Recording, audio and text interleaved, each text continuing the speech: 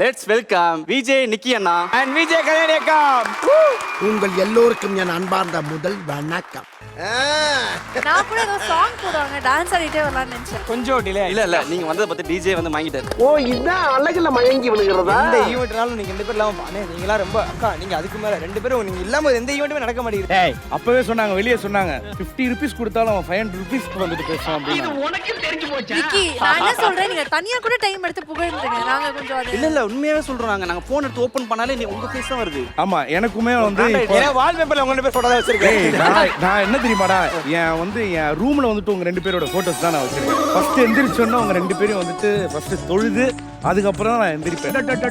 எங்க அப்பா விக்கி சொல்லலாம், அதுக்கு நீ இந்த சொல்லலாம். அளவுக்கு என்ன இவங்க மட்டும் என்ன வால்பேப்பர்லாம் எனக்கு வச்சிருக்காங்க? புரிஞ்சிருச்சு.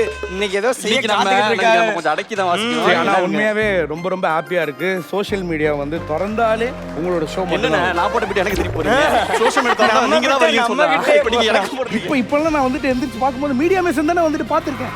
மீடியா மேசன் மட்டும் தான் சப்ஸ்கிரைப் பண்ணியிருக்கேன்.